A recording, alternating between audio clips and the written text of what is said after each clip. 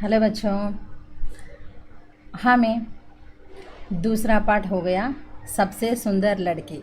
अब तीसरा पार्ट में जाएंगे, मैं हूँ रोबोट।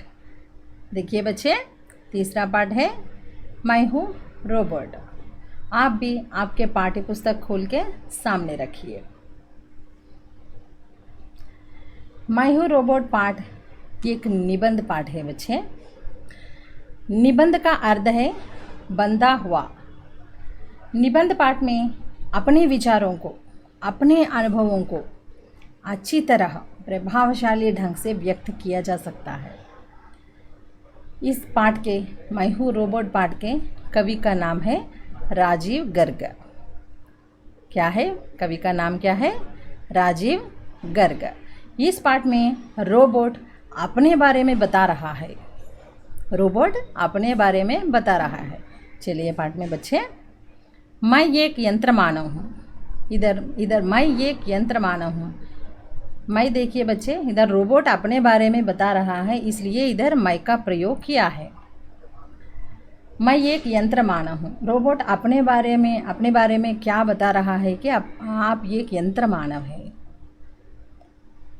यंत्र मानव माने बच्चे, मानव के आकृति में रहने वाले एक यंत्र है। मनुष्य के जैसा चल सकता है, मनुष्य के जैसा काम करने वाला, स्वयं चलने वाला एक मशीन है। आम भाषा में लोग मुझे रोबोट कहते हैं।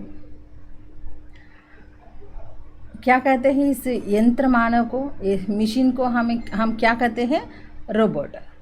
मुझे देखकर आपको हैरानी होगी। मुझे देखकर आपको हैरानी होगी। हैरानी का मतलब है शौक। हैरानी होगी कि मेरा रूप, रंग, आकार और शरीर तुमसे नहीं मिलता। हम पहली बार रोबोट को देखने से हमें डर लगेगा, क्योंकि रोबोट का रूप, रंग, आकार हमसे नहीं मिलता है, अलग सा रहता है।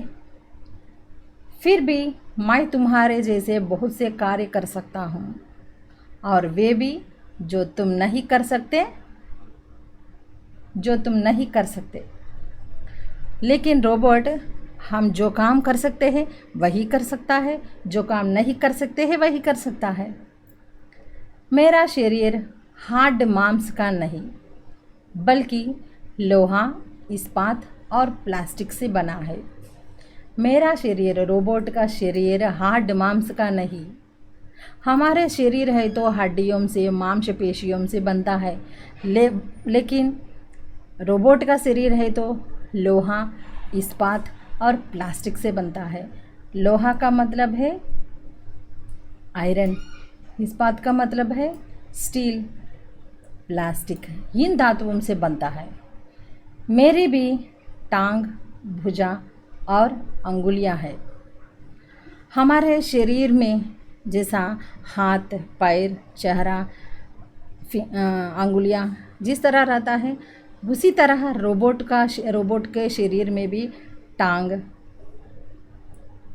भुजा और अंगुलियां, लेग्स, आर्म्स और फिंगर्स। हमारे शरीर में जो अंग रहते हैं उसी तरह रोबोट के शरीर में भी रहता है, लेकिन मेरे ये सभी अंग धातुओं से बने हैं। लेकिन रोबोट के शरीर में जो अंग है ना, धातुओं से बनता है। धातु का मतलब है metal, like copper, zinc, gold, silver. निर्जीव होते हुए भी मेरे सब अंग तुम्हारी की तरह काम करते हैं। मैं सजीव नहीं हूँ, रोबोट सजीव नहीं है, निर्जीव है, जान नहीं है, लेकिन ऐसा निर्जीव होते हुए भी हमारे जैसे काम करते हैं। मैं चल सकता हूँ, उछल सकता हूँ और कूद भी सकता हूँ। हमारे जैसा चल सकता है, इधर उधर चल सकता है, कूद सकता है, उछल कूद कर कोई भी काम कर सकता है, किसी भी काम कर सकता है। तुम्हारी तरह अपने हाथों और उंगलियों से मैं मशीनी के पुर्जे फिट कर सकता हूँ। हम हाथों से बहुत कुछ काम कर सकते हैं। उसी तरह रोबोट भी अपने हाथों से अपने मशीन में जो पुर्जे हैं ना, पुर्जे नट्स फिट कर सकता है। बोझा उठा सकता है, भार उठा सकता है और ना जाने कितने काम कर सकता है। हमें नहीं मालूम कितना काम कर सकता है कि हमें भी नहीं मालूम। तुम्हारे शरीर में शिराओं और धमनियों का जाल बिछा हुआ है, उनमें रक्त का प्रवाह होता रहता है। हमारे शरीर में शिराओं और धमनियाँ, आपको मालूम शिराएं और धमनियाँ माने वेन्स एंड आर्टरीज। उन शिराओं हमारे शरीर में वो क्या काम करता है बच्चे? शिराओं के द्वारा हमारे शरीर में, शिराओं के द्वारा हमारे अंगों से जो रक्त है ना, वो हमारे हृदय तक पहुंच जाता है। शिराएं वह अशुद्ध रक्त है, वहाँ शुद्ध करके धमनियों के द्वारा हमारे अंगों तक पहुंच जाते हैं धमनियाँ, वह शुद्ध रक्त है। इस तरह रक्त का प्रवाह चलता है शिराओं और धमनियों के द्वारा। शिराओं और धमनियों के द्वारा रक्त का प्रवाह चलता है हमारे शरीर में। इसी रक्त से तुम्हें शक्ति मिलती है, इस रक्त प्रवाह से हमें शक्ति मिलता है। हमें शक्ति मिलती है ना, इससे हम बहुत कुछ काम कर सकते हैं। लेकिन मेरे शरीर में तारों का जाल बिछा हुआ है। हमारे शरीर में ऐसा रक्त का प्रवाह है, हमें शक्ति मिलती है, लेकिन रोबोट का शरीर में है तो तारों का जाल बिछा हुआ है। वायर्स, तार माने वायर्स, तारों का जाल बिछा हुआ है और इन तारों में खून की जगह विद्युत धारा बहती है। वायर्स के द्वारा विद्युत बहती है। हम चार्जिंग रखते हैं मोबाइल के, तो हम चार्जिंग रखते हैं। इस चार्जिंग के द्वारा मोबाइल कुछ समय तक चलता है, काम करता है। इसी तरह रोबोट भी इलेक्ट्रिक वायर से है ना, वो हाँ, रोबोट के शरीर में इस तरह तारों का जाल है, उसमें विद्युत रखने से शक्ति मिलती है रोबोट को। यही विद्युत धारा मुझे काम करने की शक्ति दी है। इस विद्युत के द्वारा, इस चार्जिंग के द्वारा रोबोट को शक्ति मिलती है। तुम से सोचते होंगे कि मैं निर्जीव पुतला ये सब काम कैसे करता हूँ। रोबोट निर्जीव है, सजीव नहीं, लेकिन कैसे काम कर सकती है? हमें है तो मस्तिष्क है, ब्रेन है, उसके द्वारा हम सोचते हैं, सोच विचार करके वो बुरा है, वो बुरा है, वो भला है, वो अच्छा, वो काम करेंगे या नहीं करेंगे, ऐसा सोच विचार के अच्छा है बुरा है, ऐसा सोच विचार करके हम कर सकते हैं या नहीं कर सकते हैं। ऐसा हम सोच विचार करके वो काम करेंगे, लेकिन ऐसा सोचने की शक्ति नहीं मिलता रोबोट के पास। काम करने के लिए मेरे पास मस्तिष्क है, हमारे जैसा काम करने के लिए रोबोट को भी मस्तिष्क है, लेकिन तुम्हारे मस्तिष्क से बिल्कुल अलग है। हमारे जैसा नहीं रहता, लेकिन हमारे मस्तिष्क से अलग सा है। क्या है वह? मेरा मस्तिष्क कंप्यूटर है, रोबोट का मस्तिष्क है कंप्यूटर। जो भी मुझे करना होता है उसके लिए मुझे कंप्यूटर आदेश देता है। उस कंप्यूटर के माध्यम से, कंप्यूटर के दिए गए आदेश के अनुसार रोबोट काम करता है।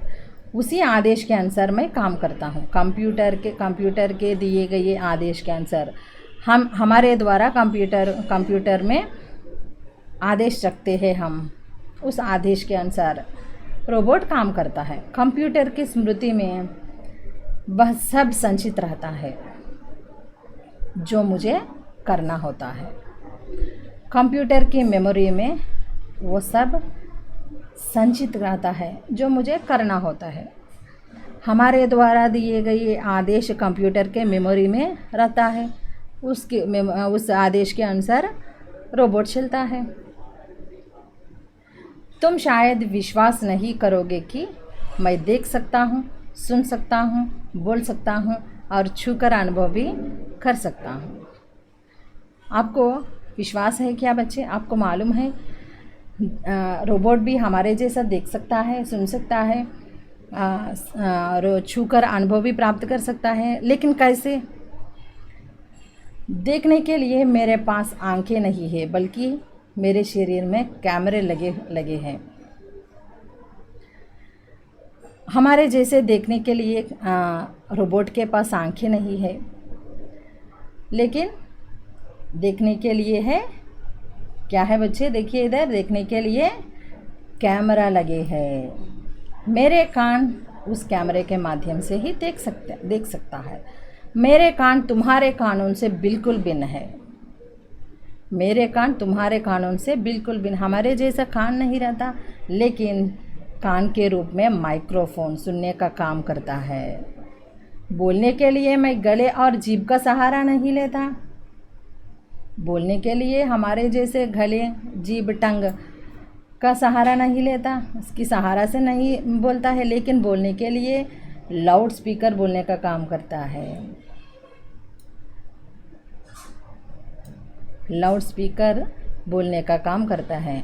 रोबोट को देखने के लिए क्या लगा हुआ है? रोबोट के शरीर में, रोबोट के शरीर में देखने के लिए क्या लगा हुआ है? कैमरा, सुनने के लिए माइक्रोफोन और बोलने के लिए लाउड स्पीकर। छूने का बोध मुझे विशेष प्रकार के स्पर्श संवेदियों द्वारा होता है। छूना, ऐसा टच करने से एक विशेष प्रकार का स्पर्श संवेदियाँ, सेंस ऑर्गन्स, विशेष प्रकार के सेंस ऑर्गन्स के द्वारा उस अनुभव को प्राप्त कर सकता है। कुछ भी हो तो मैं तुम्हारे ही बनाया हुआ मशीनी मानव हूँ। जो कुछ भी हो, आपके द्वारा बनाया गया यंत्र मानव हूँ, मशीनी मानव हूँ। दरअसल मैं तुम्हारा सेवक हूँ। दरअसल का मतलब है एक्चुअली, मैं आपका सेवक हूँ। रोबोट अपने के बारे में क्या बोल रहा है? मैं आपका सेवक हूँ, मैं आपको सेवा करने वाला हूँ, आपके द्वारा दिए गए आदेश के अनुसार मैं चलता हूँ। इस तरह रोबोट अपने बारे में बता रहा है। बच्चे, इस पार्ट आप एक एक वाक्य को ऐसा उंगली रख के, इसे एक एक वाक्य पर उंगली रख के पाठ सुनिए बच्चे। और आपको जो कुछ कठिन शब्द होता है शब्दार्थ में ढूंढने के लिए प्रयत्न कीजिए। अगले पाठ के बारे में फिर मिलेंगे बच्चे। अगले वीडियो में मैं स्पष्टीकरण दूंगी। धन्यवाद।